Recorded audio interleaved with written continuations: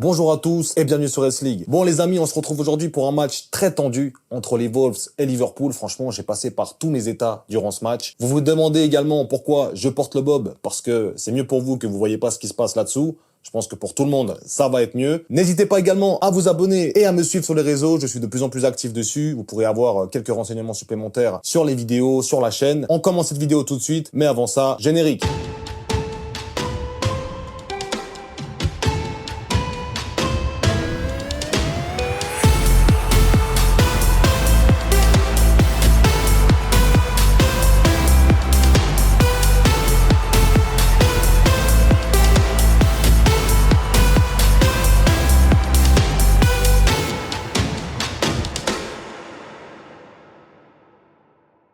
Donc les amis, on va passer directement au ressenti du match. En général, j'ai été très tendu durant ce match. Vous me direz, vous, fan de Liverpool aussi, comment vous vous êtes trouvé durant ce match. Moi, j'ai été très tendu. Franchement, je pensais vraiment que Wolverhampton allait égaliser à la fin. Je me suis dit, c'est un scénario catastrophique. Mais au final, on a tenu, donc ça, c'est très important. On aurait pu en mettre plus, très sincèrement, Szoboszlai.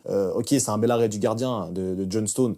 Mais pour moi, c'est vraiment une erreur de Szoboszlai. Enfin, je veux dire, il avait tout le but ouvert, il avait juste peut-être à ouvrir le pied, à la mettre à la gauche du gardien. Bon, plus facile à dire qu'à faire, mais pour moi, c'est une action de but, ça doit rentrer, ça doit rentrer. Ça là également, quand il récupère le ballon sur une mauvaise relance de Lemina, ça doit rentrer. Pour moi, il y a beaucoup d'actions qui devaient rentrer. On devait gagner ce match, je pense, en tout cas, avec 1 ou 2 buts d'avance. En tout cas, ça n'a pas été le cas. Du coup, ça a été un match très compliqué, très tendu. On va passer directement à l'analyse du match. Donc, on va commencer direct par le gardien, donc Alisson. Vous me direz en commentaire, pour vous, qui c'est le fautif entre Konaté et Alisson? Parce que pour moi, c'est plus Alisson, c'est à lui de parler. C'est à lui de parler. Il était prêt à sortir, après il sort plus. Au final, ça amène une action cafouillage. La seule fois où Liverpool prend des buts, c'est pour des cafouillages. Donc franchement, il faut vraiment communiquer en défense.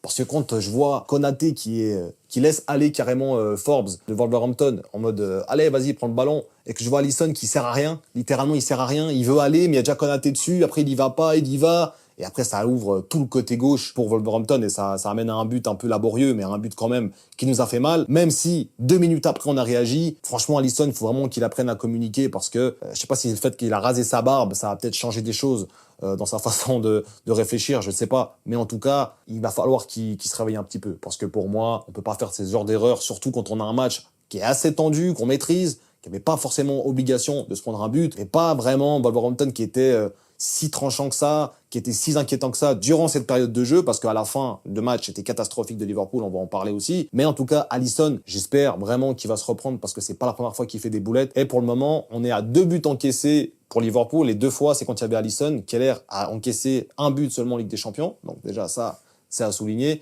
même s'il a encaissé un but contre West Ham également, mais je parle vraiment en première ligue. Donc, on verra bien le turnover entre les deux gardiens, mais en tout cas, Alisson va falloir vraiment se réveiller. On va passer à Robertson, très bon match défensif, très bon match offensif également. Il a fait une magnifique passe qui devait aboutir au fond, sur le tir de Szoboszlai, littéralement. Donc, ce n'est pas arrivé. Malheureusement, franchement, je suis encore un peu dans mes états là. Je vous mens pas que je fais le débrief tout de suite là, je fais le débrief à chaud. Je suis encore dans tous mes états par rapport à ce match parce que j'ai vraiment cru et vu le scénario de match que ça allait vraiment basculer pour Wolverhampton. Donc, excusez-moi si maintenant je perds un peu mes mots, c'est que je ne sais plus vraiment quoi dire à certains moments parce que si le match est à 2-2, ça change toute la donne. Enfin bref, Robertson, très bon, en général en défense, très rassurant. Alors, offensivement, j'ai trouvé aussi très bon, donc bon point pour Robertson, rien à signaler de mauvais de sa part. On va passer à Van Dijk, taille patron encore une fois. Van Dijk, c'est vraiment le patron, encore une fois dans ce match. C'est le seul défensivement qui était extrêmement rassurant et même dans les relances, il a été très rassurant, très peu de passes ratées. Donc pour moi, Van Dijk, c'est grâce à lui, je pense qu'on gagne ce match par rapport au leadership qu'il a apporté. Parce que clairement, si on n'a pas un Van Dijk ce soir, je pense qu'on prend le bouillon et qu'on se prend peut-être même la défaite. Donc merci à Van Dijk encore une fois, très bon point pour lui. Pour moi, c'est littéralement l'homme du match. Donc merci encore pour Van Dijk. On va passer à Konaté. Donc son premier but en première ligue. J'étais très content quand il a ouvert le score. J'étais très content pour Konaté. Quand il a fait sa boulette avec Alisson, franchement, je vous avoue que ma hype a complètement redescendu. J'étais vraiment au bout du rouleau, quoi. J'étais putain, mais c'est pas possible de se prendre des buts pareils. Heureusement qu'on marque 2 minutes après. Mais j'ai pas eu le temps de vraiment être désespéré, même si c'est passé vraiment par toutes les émotions dans ce match. Mais en tout cas, Konaté, merci d'avoir marqué. Il a quand même fait un bon match. C'est pas son meilleur match, c'est pas le match qu'on va retenir de Konaté par excellence.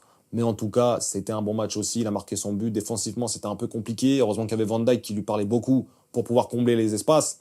Mais en général, Konaté, c'était un très bon match. On passe à Arnold. Hormis son geste ridicule au début de match à la 7e minute, où il dégage le ballon. On sait qu'il y a déjà eu Arsenal, notamment, qui a été victime 2 matchs de suite de ce genre de cas. Pour moi, c'est un peu une erreur bête. Ça l'a un peu bridé défensivement, même s'il a fait un bon match défensivement. Arnold, faut le dire, plusieurs retours salvateurs quand même. Offensivement, il a toujours été présent. C'est lui qui amène la passe, qui amène au penalty sur Jota. Donc franchement, Arnold, il a fait un bon match, très solide aussi. On voit qu'il était serein, il voulait aussi gagner ce match. Donc pour moi, c'est aussi un bon point. Mais encore une fois, s'il y a 2-2, mon débrief, il change. Mon avis, il change totalement. Parce que on va revenir sur cette action. On pourra dire que voilà, il y a eu 2-2. Arnold a eu un carton jaune. C'est pour ça qu'il n'a pas bien défendu sur telle et telle action. Donc voilà, très bon point pour Alexander Arnold. Mais j'espère juste que ces genres d'erreurs bêtes, c'est à éviter quand même. Donc on passe au milieu de terrain. On avait, comme d'habitude, Gravenberch, McAllister et Szoboszlai. Szoboszlai, on va y revenir après parce que pour moi, il fait pas du tout un bon match. Mais on va revenir maintenant sur McAllister et Gravenberch. Très complémentaires. De plus en plus, c'est pas leur match référence, mais ils ont fait un bon match solide. Ils ont dicté le tempo au milieu de terrain. Surtout Gravenberch, il a fait des chevauchées incroyables où il fait une passe.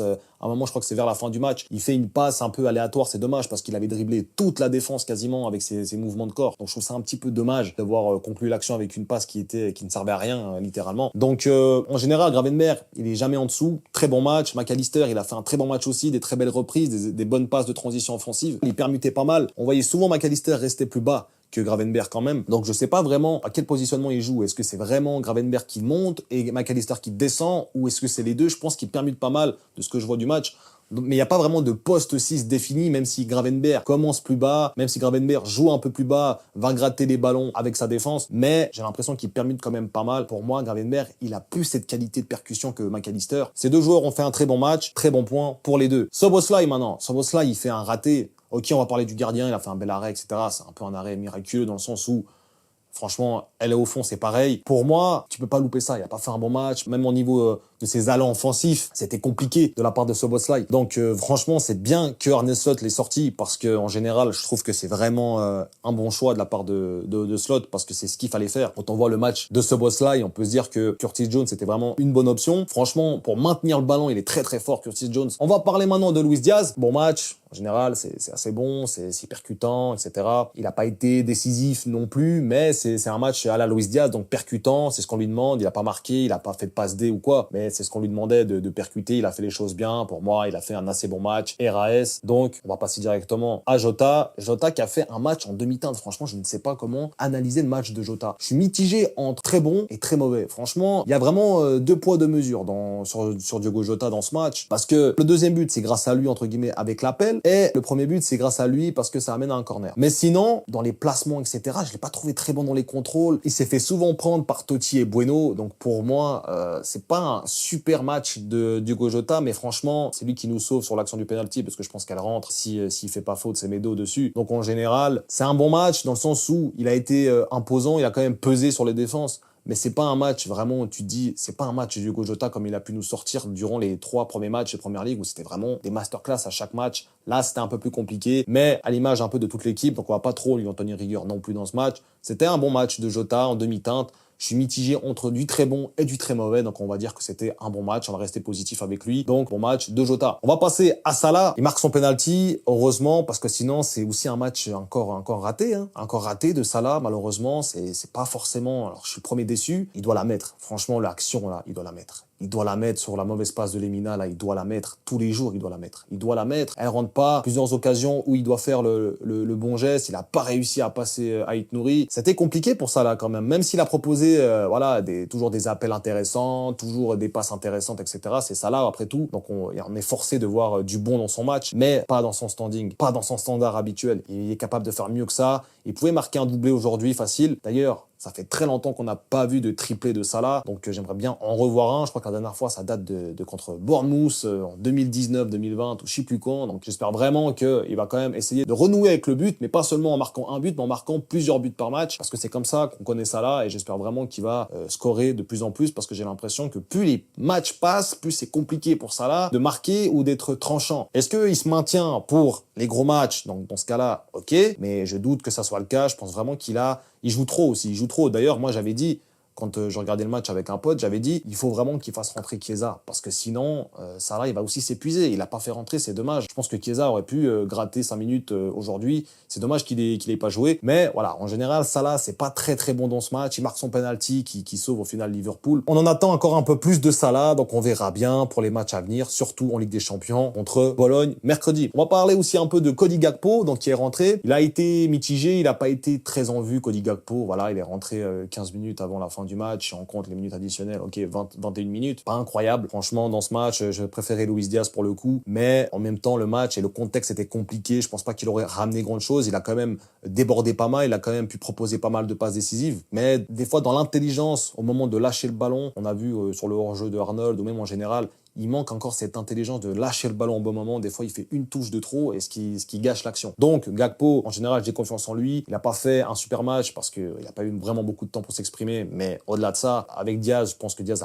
a fait un meilleur match que lui. Donc, Cody Gakpo, c'est quand même une assez bonne rentrée. Pas grand-chose à signaler. On va parler maintenant un peu de Wolverhampton. Attendez, avant de parler de Wolverhampton, j'ai oublié de parler de Joe Gomez. Joe Gomez qui n'a pas fait une rentrée incroyable. Hein. Franchement, c'était vraiment à titre défensif, même si j'ai trouvé qu'il était pas bon défensivement. Il y a plusieurs fois contre, je crois que c'était contre Lemina, où il tourne autour du joueur, mais jamais autour du ballon. Ça crée aussi des espaces monstrueux. Donc en général, Joe Gomez, c'est pas, franchement, il est bien quand il commence avec un Van Dijk et quand il est défenseur central. Quand il est latéral, avec ce fonctionnement de Liverpool, c'est pas bon de mettre Joe Gomez. Franchement pas. Donc, il a joué, il est rentré, il a apporté un peu plus de solidité défensive, même si moi, je l'ai pas vraiment vu. Mais en général, Joe Gomez, il est rentré, on lui a demandé de défendre, il va essayer de faire ce qu'il a pu. On va pas non plus trop lui taper dessus. On va parler maintenant de Wolverhampton. Donc, Wolverhampton, qui avait quand même une belle équipe. Franchement, ils ont une belle équipe. Ils sont lanterne rouge du championnat. Franchement, ça fait longtemps que j'ai plus vu Wolverhampton autant bas dans le classement. Et malgré tout, on a archi galéré. On a archi galéré contre Wolverhampton. Lemina, très très bon. On avait Larsen, là, le joueur norvégien qui jouait avant à Celta Vigo, qui est arrivé. Franchement, il n'a pas été très intéressant. Mais en général, parce qu'il y avait Van Dijk, les gars, donc il pouvait pas bouger. Donc en général, tu veux faire quoi? Tu veux faire quoi contre Van Dijk? Surtout quand il est à ce niveau, donc c'est normal. En général, c'était Lemina, hein. Très très fort Lemina. Et même la défense de Wolverhampton était très forte. Totti et Bueno étaient très bons.